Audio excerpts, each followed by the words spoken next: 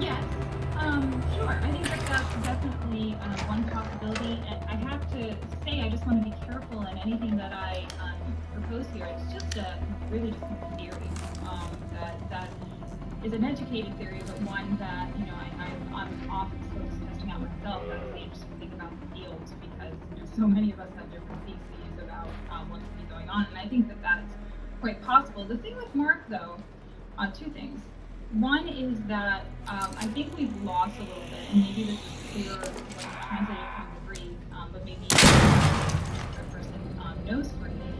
There's a lot of, I would almost call it, I think I might have even said this to you before, Twilight Zone aspects to the Gospel of Mark. Because if you notice, I think even in the English, it's always like he's here, and then he's here, and he's here, and he's here. And the way that it's presented in Greek in the text is and immediately, and immediately, and immediately. Ah, he likes that. Yeah. Yeah, and so I think that on one hand you can say like, yeah, sure, oral tradition, these are markers, the and immediately. I actually read it more like, again, like picture the Twilight Zone music. Nobody knows who he is, right? So it's very mysterious. And even the original ending of the gospel was, and then people were afraid and they ran away and they didn't say anything about it. So the whole thing is kind of cloaked in mystery in a way that makes me feel like that's not a really great foundational story for the explanation of how Christianity then exploded around the empire. Is like nobody knows who he is and nobody wants to talk about it and everybody's scared and nobody, like it's not the best premise, right? For I'm an writing, just so you know, I'm writing an article and using well, it's going to be in Bart Ehrman's blog. I'm excited about it because I don't ever write, and I took some time on this. And it pretty much saying, like, everyone should be doubting Thomas is the whole goal, to get, like, Christians who are so confident to, like, lower your confidence level based on the Bible. I don't have to go outside of it and like, showing you, like, they didn't even know who he was in Mark. And I kind of took this guess. I mean, this is really a speculative, I think, scholarly position to think about, is that Mark doesn't have the 12 ever get an appearance. What does it take to be an apostle of the risen Lord? And I wonder if this is a jab toward, like, a Pauline side, saying, whoever they were, it doesn't matter to me, I know I'm an apostle. And he's attacking other people, and I wonder if the non-appearance to the 12 is kind of a way of Mark saying, they didn't get it, but don't worry, Paul did.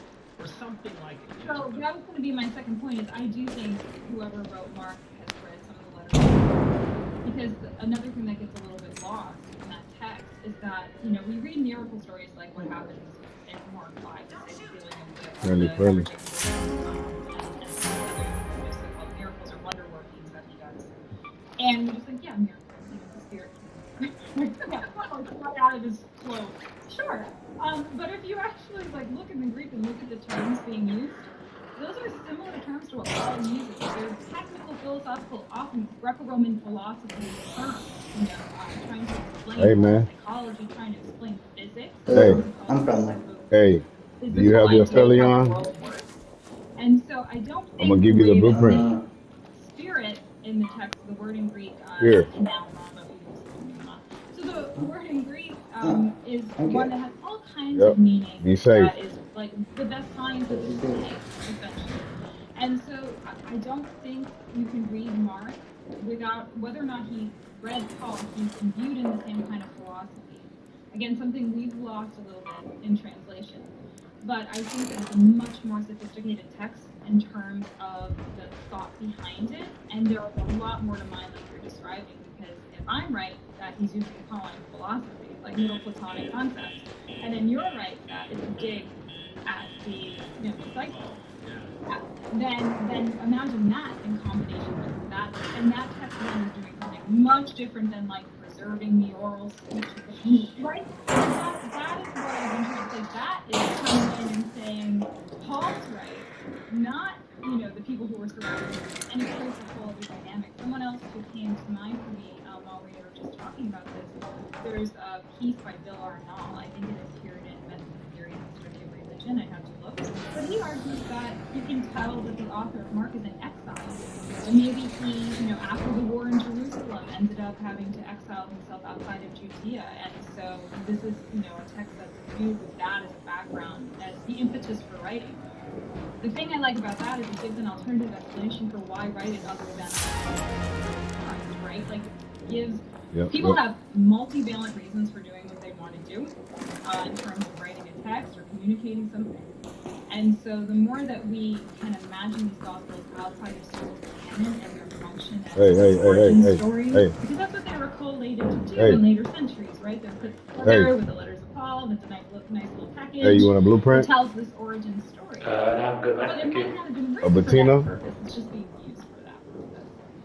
So we shouldn't confuse that with the historical impetus for its writing. Or I was gonna give it to you for free. Right? So it's two different questions. You can understand the origins of Christianity and use these texts as a touch point for talking about that. Or I think you can be interested in the historical circumstances that gave rise to these texts. And because there isn't a strict Christianity in the way that we imagine it now, at the time these are being written to the best of our knowledge, that's a very different question. Thank you. We have so many other super chats. I hope that we can miraculously get through them. And immediately another super chat. And immediately another super chat. So here we go. Is it Elias? I apologize if I butchered your name. Apologists say the Gospels contain place and people's names that are contemporary to Jesus. Therefore, we can trust their reliability. Comments? Actually, I have a different view of this, which is I wish someone would write more about this. And it's something like in my, list that I keep in my head, like a folder somewhere, topics I want to. Do you want There's an argument that. No, I'm good. You know how like Luke begins. Got 23 minutes left.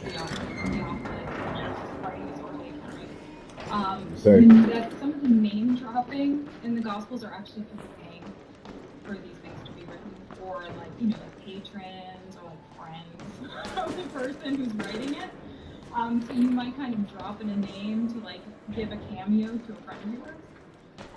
And so that a contemporary friend of the author, not someone from antiquity. Now, so that's one thing that's kind of missed as a non-analyst. But the other thing is like, yeah, sure, there might have been some knowledge of people around Jesus, and if you want to give, authority, credibility to your account, you might drop those names in. The problem is with the passage of time, it would be difficult to, anybody who's reading these late first century, second century, there's no longer, I think, a strong touchstone to it. It's more of a debate at that time. Like something that we talked about, Mr. David Litley talked about this debate, pretty much.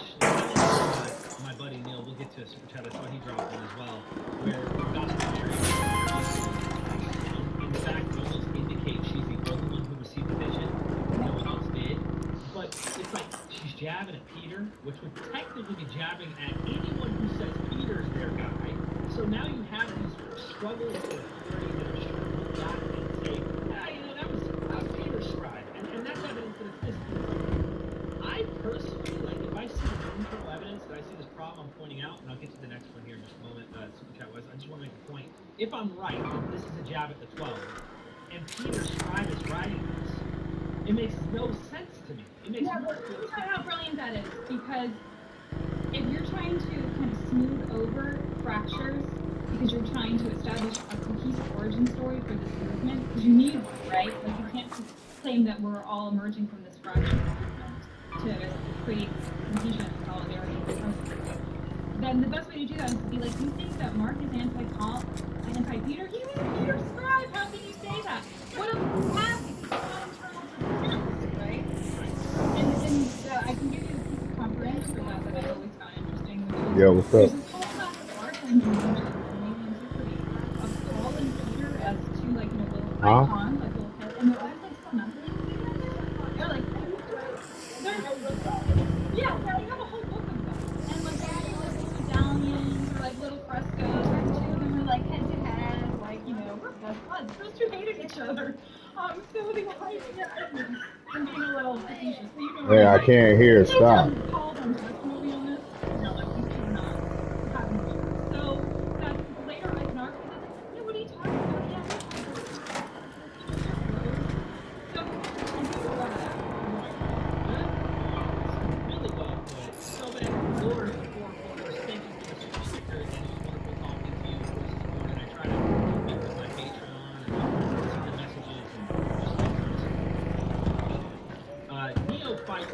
welcome back and thank you for the super chat. Dr. Roach, thank you for your contribution as well.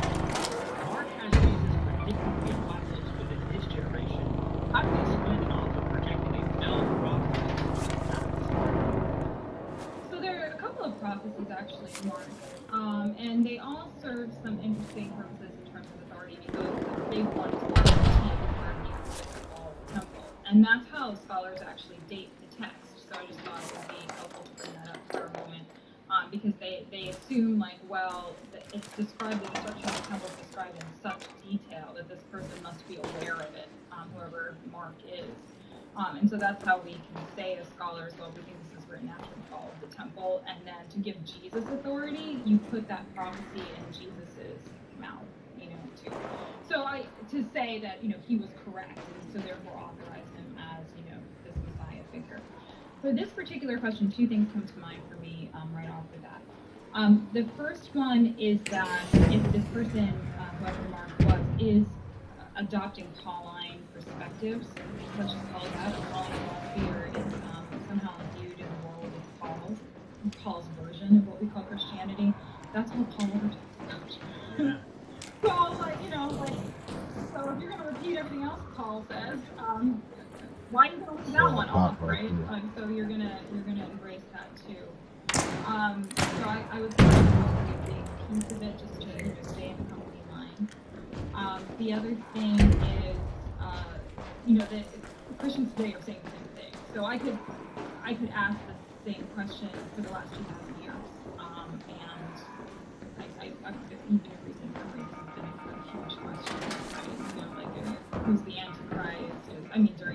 I don't want to get political, but I've heard discourse during the Trump administration, right? So right now it's Putin and it's like all day long. Yeah, there's probably Christians doing this right now. So. Right. So it's not something that, at least to my knowledge, has ever stopped being a discourse within Christianity. That the apocalypse or the end times are upon us, or that there's a hint. I think that is just a persistent discourse. It's like almost like either they ignore the meaning or they just kind of go to 2 Peter 3 as their go-to. And a day is like 1,000 years. Our time is different than God's, so stop playing games. But I think it's important what you said, just to tack on the way I understood this. I could be wrong. There's some people who want to take it as fulfilled, Tom Wright, NT Wright, people that are trying to preserve the problem. And then there's others who will admit there's a problem. But it's the idea that it's like almost like an ex eventu thing we see in Daniel. Like, this happened, this happened, this happened, this, and this is, it's not the end yet. Not the end yet. It's like about to. All this temple stuff happens, and then they're on the brink of the edge of history, and they're expecting, like, now, any moment it's going to happen, kind of like what Paul's doing. They're still keeping that Paul mentality. So this might help us date. There's some scholars who think it's later, way later, and I'm kind of wondering, would they put that in there? Would they say they think that something like there's preserved and then something's added into Mark to say, and Jesus says, well, not even I know the day or the hour, so, get me off the hook for the failure, but keep me on the hook for the fulfillment of the fact. So, although, who's going to be around and be like, you got it, nailed it, you know what I mean? But, putting that aside, the other thing I'll say that brings it back to philosophy, which is not something I often hear, is that the Stoics, and this is something I think Paul is well aware of, thought that the world cycles. So they often talked about how the world has certain cycles to them and it ends in a conflagration, and then a new cycle begins. And so the way I describe this to my students, this is not what the Stoics say, but just to kind of illustrate it, is like a vague awareness of there was the age of the dinosaurs, then there was the age, the ice age, and then there was, right? So that's kind of it. And we can talk about dinosaur bones for the age of water. But maybe another day. I don't know. I have a whole thing on that. But there was an awareness within Stoicism that thought that the world does cycle. And so when Paul talks about, an end time scenario, in part he's thinking about that. He's coupling it with his interpretation of the Hebrew Bible, but he can confirm what he's reading in the Hebrew Bible by also looking at Greco-Roman philosophy and saying, see, even the Stoics say, the world is cyclical. So there's going to be a new kingdom. There's going to be a new age because there always has been. So to predict within a Greco-Roman environment, that ancient environment, that things are going to end, that there's going to be Welcome. some kind of apocalyptic end time to usher in the new age, that was not an unfamiliar phrase. That was not unique to Christianity, and it was not an unfamiliar phrase. So it's actually, in all respects, a very safe prediction, frankly, to predict the end of the world, because what we might call the end of the world, or to at least predict the end of the final age, because that's something that a lot of people. I mean, even the Mayans, as we know, did have these ideas. So yes, this was an understood concept. And thank you. Stop Scamming Man, thank you for the super chat. Do you see a moment for the writers to invent the idea of Jesus being a carpenter's son? If they claimed he was a shepherd, like what's their motive? I hear the shredder, but I don't know where is it coming from. It's down here. Right Yeah, I'm under not sure where it is. it's right under the I stairs. do. Yeah, I don't know. I mean, I know that Right I can under only the speak stairs on right like here. something I thought he was up that's top. relevant in No, he's right Islamic under here. studies. You go down here, there you go That right was there. talking to Sean Anthony, who's like a leading historical Islamic See him right there? scholar, and he said Oh shit, I see it. in the early biography materials Sneaking. of was he a merchant or a shepherd, and they wanted to divorce him from being a merchant, the Muslims who have a tradition to hold on to, because they don't want him leaving Arabia because they're saying, how did this information get in there? So they're trying to create a There you narrative go. that protects Muhammad from ever knowing any biblical literature. Hence, where did the Quran get these ideas from? So the point he was pointing out is, was he a shepherd or was he a merchant? The reason that they would want to point in the direction of being a shepherd is, look at the prophets. Look at all of them. They always come across David, King David, shepherd, shepherd, shepherd. So he could have been. I don't even think it's not possible. But Yeah, and also, I have to go back and look.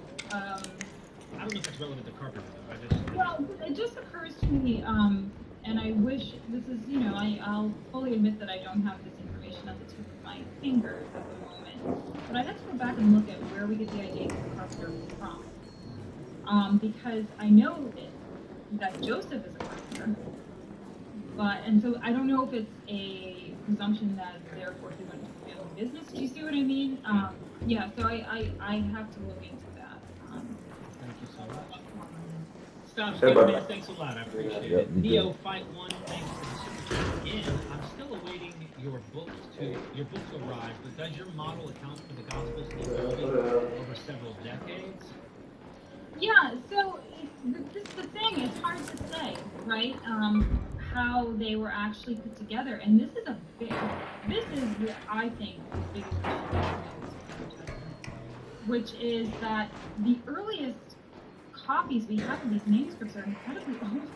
I think, there's some debate about some, scraps that are from the 2nd century that were found in, say, Oxyrhynchus or something, in a trash heap somewhere.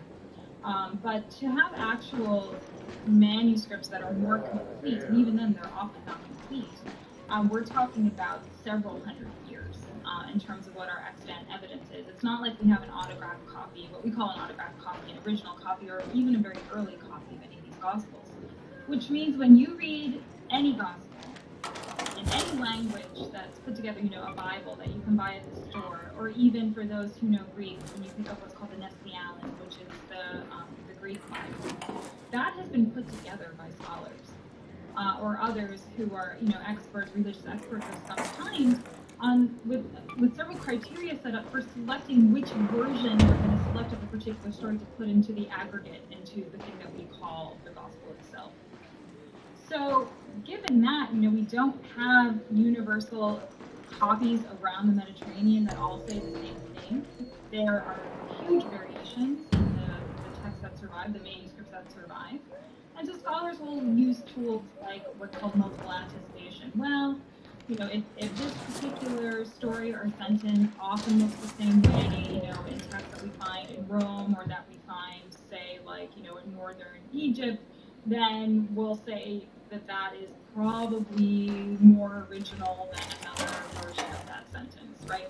But it's not like there was an authoritative version in the early stages. So to be able to say whether or not, and I tend to side more on the side of whoever, say, Mark was, just because we were talking about Mark, probably didn't only write some of it. He probably wrote the whole thing. It may have taken him some time, but I think whoever circulated Safe window's closing. 10 minutes to get out was of more there. I like repeat, 10 minutes. some version of that story, but we may not have that version now. So whatever I'm talking about in terms of lawful text, I have to make some assumptions. And they like, okay, I'm going to assume a cohesive text of some kind circulated, and it was written at one time, right? So something circulated in the first instance, was published in the first instance that looked like something like Mark, but that doesn't mean that the Mark that's in our Bibles today is that same piece of literature. The one thing I take away from this all, because I really enjoy material, it debunks my old worldview that I used to hold on. There was such a strict, literal, everything is the word, literally of God, and there's not a single error. That kind of You don't have right. It's so comforting to hear this. Like, why is everyone so confident? Like, where's your confidence coming from? Please. So, wait, I got a hot sheet. You want to skate with me? It's written by humans. And Yeah. anyway, yeah, it's just. Wait, what? I got one too. I'm I good. got a hot sheet. You want to skate with me? Yeah, I got one too. I'm good. Appreciate it. Yep. Many bar. Hello, Peter. Just They put together what's generally considered an authoritative version of looking at all of these extant manuscripts and trying to put together, like, this is our best guess, or our reasoned guess based on these, identified criteria for how we've aggregated together the scraps that we have from all these extant manuscripts into one cohesive manuscript. And if you look at the bottom of that graph, it's like footnotes. There are all these, like, usually, manuscripts will have some kind of designation, like a P for library or something like that. So it'll be like P52, and then P is like P5 text. All basically said the same thing, but there was a variation in the thing, and so, lately, New Testament scholars, before they talk about those who have looked at my book, if anybody has or anybody does, will notice I don't get into the weeds of, like, this particular line, this particular gospel means this, because for me to do that, I would have to chase, to my mind, it would be necessary for me to chase every manuscript that was used, put that line together, where it came from, and that becomes very difficult, right? Like, for me to have to chase every single reference. So I tend to think about these books in terms of, okay, something circulated, more or less what I'm talking about here. You don't have to worry about Jesus and it was probably close to what was there. But on that, like, this adjective, this preposition, and I don't go there. right. There's just no way for me to know, and I have trouble wasting my time. Yeah, you could go to Bart Ehrman, like go to someone who's like specifically Yeah, textual. Brett Nombre has been doing that work. He was recently at Yale. Brett Nombre, he wrote a book called God's Library, where he gets into a little bit of this and the mythology around the discovery of these manuscripts, especially ones like Nag Hammadi that were found more recently. And oftentimes even the stories about how these manuscripts came into Well, I don't have no juice up here, do how I? they were found. There's a lot of mythology around that too. And he gets into that. It's a really interesting topic. I didn't taste your juice because your juice was crazy. Thank you. I really appreciate that. So yeah, thank you Neo51 for that super chat. Yeah, I My keep buddy, jumping out the Neil, cup. Gnostic Informant. We're gonna have to get you. I gotta get you interviewed by him. He's a huge fan of your work, and so obviously, look at what he says. The origins of early Christian literature, contextualizing the New Testament, changed the way I look at the origins of Christianity forever. Game changer. I gotta hook you up with him. Oh, I would love to. I said there was one thing I wanted to say today. Let me use this as an opportunity to And let me pop your book up next to you while you do this, just so people can see it. Okay, go ahead. Thank you. So the one thing I wanted to say today is that I know several people after my last talk emailed me, and some people, if it was quick, I was able to email back, but I started a folder for the longer questions and people who sent me invites and wanted to engage more, and I do intend to answer all of those, just I'm in the middle of the semester with a full teaching load and I'm usually with students. So I haven't been able to, and a million committee meetings, so I just don't have the hours of the day, but I wanted to thank everybody who reached out last time. It means a lot to me, and I do take it seriously. So even if you don't hear from me right away, it might take me some time. I really appreciate when I get this kind of feedback, especially when it's positive. But I'm glad that people are enjoying the book, and I want to hear your thoughts. So don't hesitate, just know my screen will get back to you. Let you here for a second. Let me tell everybody the real skinny here. She's No, not. do it. Okay, so I host a channel, right? My whole intention is to learn from her. This is like, it's very transparent. Like, I offer to advertise academics works because I love this stuff, and I know you do too. And so when she doesn't get back to me for months, okay, and I'm like offering like, hey, this is a free advertisement to really educate the general public, and so like, and I don't hear from you, I know Still keeping busy, huh? What is it? Decent choice. I get shot as well. I think that because before I, reached this level in academia, I used to be like, how long?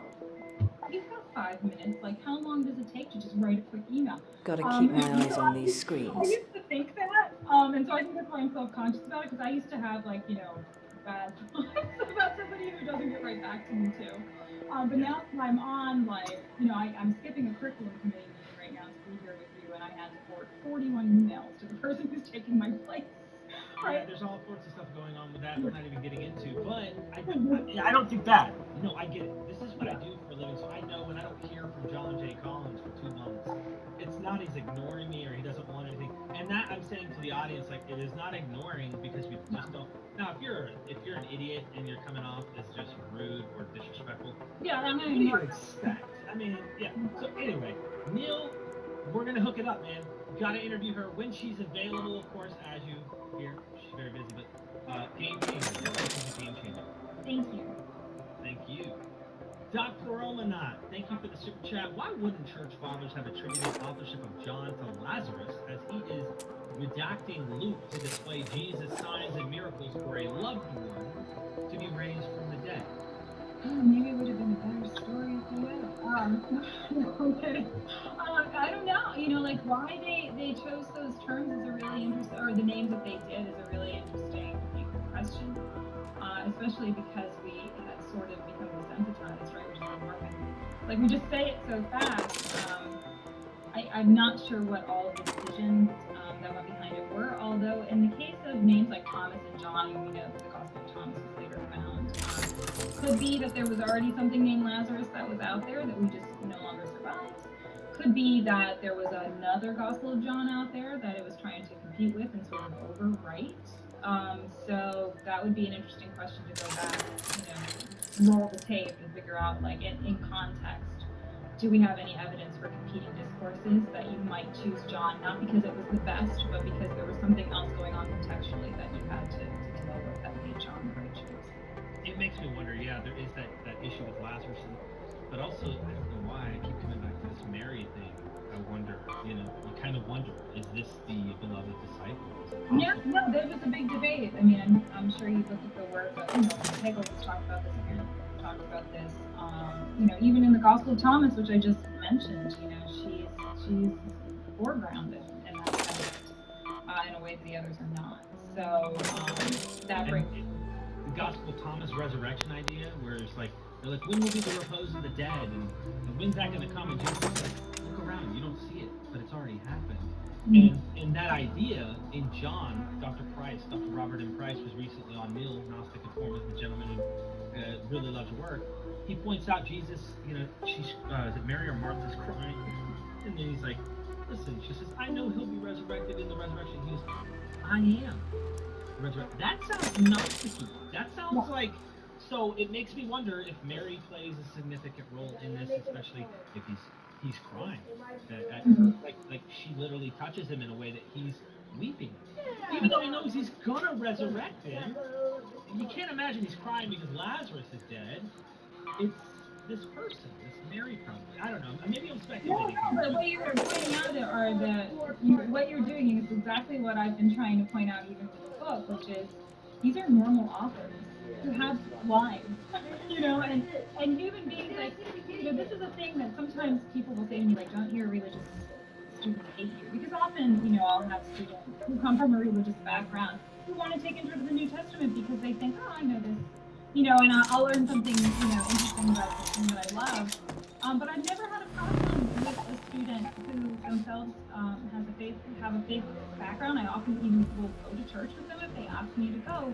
I have no problem with that because what I try to point out is that First, all the new arrivals, we do not have to then be Art texts finding our that hatches. are the word of God, like preserved in Some raiders hurt their eardrums when the last Barons came crashing down. Others were on the receiving end of some close it went quarters through the yodeling. filter of a human being who lived in the 1st or 2nd century who wrote in Greek and had fights with people, was sleep deprived, like had toddlers, like I'm being a little crazy. Right. You know, but you see what I This is mean? your gospel. Yeah, this is my gospel suddenly. But you know, like had arguments with other people, thought that person was a jerk, like that text is awful. You know, like human beings are frail. That's also a major point in all of this text, right? From Plato forward. I mean, even before that, obviously, but then the texts that are in form of God. And so, you know, we are faulty, we are weak, it seems another term that we often see, and so that is going to intrude on the idea that this is the inerrant word of God, right? Because it went through us, and we have problems. And so the more that you can recognize that, then you can start to ask those questions, like, okay, so this was a human being who wrote this. So what do we need to know